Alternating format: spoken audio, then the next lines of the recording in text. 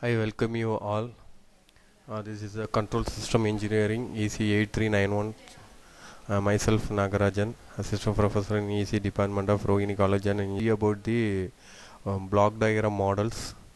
In a block diagram models reduction method to find out the transfer function of the system.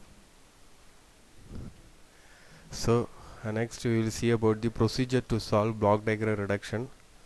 So it has some steps to solve to determine the transfer function of the system. So step number 1, to reduce the blocks connected in series.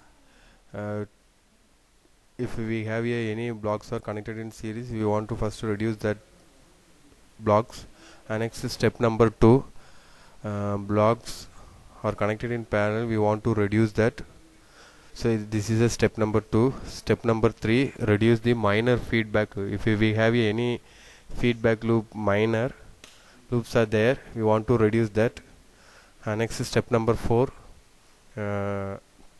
take off your points towards right and summing point towards left. If we have any summing point there, we want to take right side, move to right side, or move to left side. That is step number 4. Next is step number 5. It is we want to repeat the step number 1 to 4 to obtain the symbol format. Next is step number 6. Finally we want to determine the transfer function of overall system.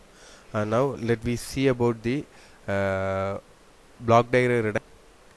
Okay, so obtain the transfer function of the given block diagram. So given block diagram is there. Here is a this is one of the block diagram. This is a summing point.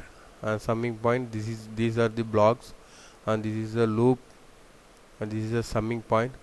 So obtain the transfer function of the given block diagram. Step number 1 is here, reduce the blocks in connected in series. So if we have any, here look at this diagram. Here is the two blocks are connected in series. So we want to reduce these blocks. So combine G1 and G2 are in series. So combine G1 and G2.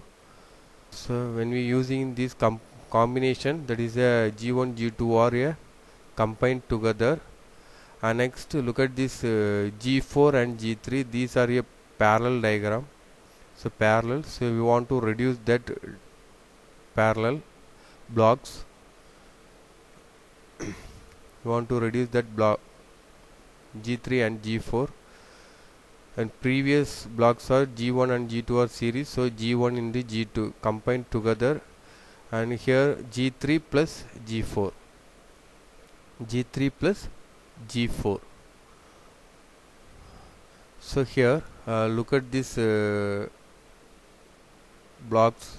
Here is it is making a one feedback path. It is a feedback loop. The signal is given G1 G2 is and return back to the H1. So this is considered as a loop. So we want to reduce that loop. Here is a negative feedback loop is used. So reduce the minor feedback loop G1 G2 and H1. This is a loop negative. So when we reduce that negative feedback loop, we will get that is a G1 G2 divided by 1 plus G1 G2 into H2. Already we have a one parallel combination, that is a G3 and G4. Now these two blocks are series, connected in series. So we want to reduce that by using a series combination. So G1 G2 divided by 1 plus G1 G2 H1 into G3 plus G4. So this is a simple format. These two blocks are combined together. So G1 G2 G3 plus G4 divided by 1 plus G1 G2 H1. After that, this is a one negative positive feedback loop. This is a positive feedback loop. So to reduce that positive feedback loop, so G1 G2 G3 plus G4 divided by 1 plus G1 G2 H1 divided by 1 minus G1 G2 G3 plus G4 H2 divided by 1 plus G1 G2 H1.